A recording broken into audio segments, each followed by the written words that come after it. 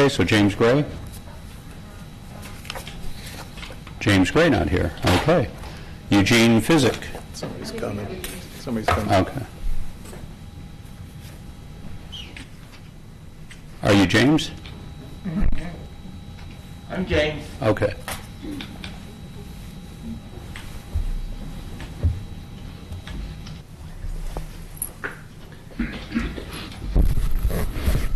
I want to thank you guys for hearing me tonight.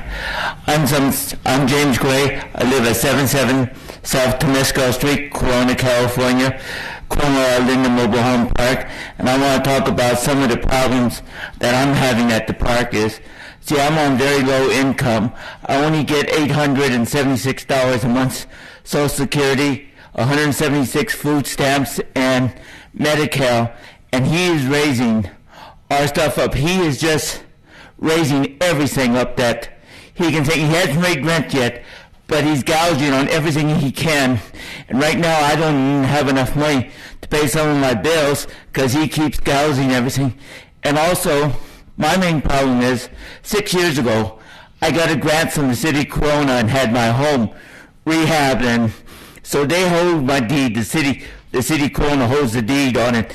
And if I sell it, I gotta give them the money back, or as I stay in there for 20 years, then I don't have to pay them back. But the way it is right now, I figure in 3 or 4 months from now, I'll have to leave because I'll be out of money, and I just don't know what to do. And I don't know if the city of Corona will take my deed back. Are they going to sell the home? Because no one's going to buy it.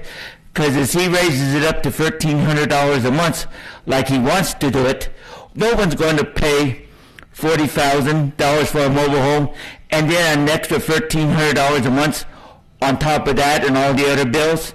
So my main problem is I just don't know what to do, and I thank you guys for being here to listen to me. Thank you. And Councilwoman Spiegel and myself met with the owner and some representatives from the Mobile Home Association the other day, and I understand that they have a meeting scheduled, I believe it's this Friday, with the residents there? Next Thursday. So we've given them some parameters we would like to see, and they've assured us that they are going to work with the residents. So we would like to get some feedback once that meeting happens to see whether they actually follow through on what they've said. Thank you. Thank you. Eugene Physic, followed by Rita Riolo. Can't read the last name, sorry. My name is Eugene Physic. I'm from Green River Mobile Home Park. There's so many issues that I'd like to address to you, but I don't have enough time tonight to do it. First of all, when you annexed our park into your city, and then we only got the benefit of the police and the fire department, the rest of it is governed by HCD and the state. And have you ever tried to get anything resolved when you're being played ping pong?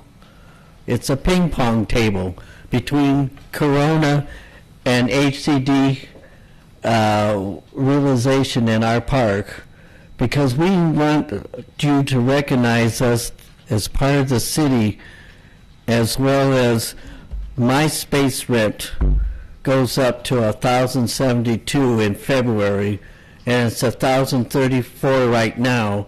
And as a senior over 70, I find it inexcusable for a city to allow the mobile home owners to rip us off after 20 years or more being in that establishment, supporting them, hidden fees, tax pass-through right through to the base rent, and then rent increases up 5% or more, plus your utilities that you have to pay.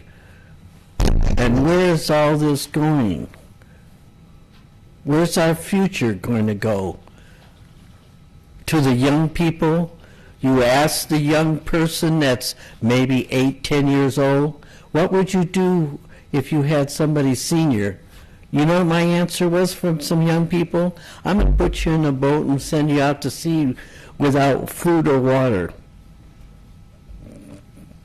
That makes you wonder, what's next? Can I ask you what ACD is, what you were referring to? On the state housing, the state governs our mobile home parks in the state of California. So what is, do you know what that stands for? He's talking about HCD, housing. Oh, and HCD, Yes. okay. Housing. Okay. And anytime you, they're supposed to have an inspection at all these mobile home parks. I've never seen an HCD inspector out there. I've never seen and code enforcement from City of Corona is not allowed in there. So I'm going, what is this, ping pong joke? We're an empty ship, and we need to be recognized. Eugene, when I was out there up here, Gene, over here.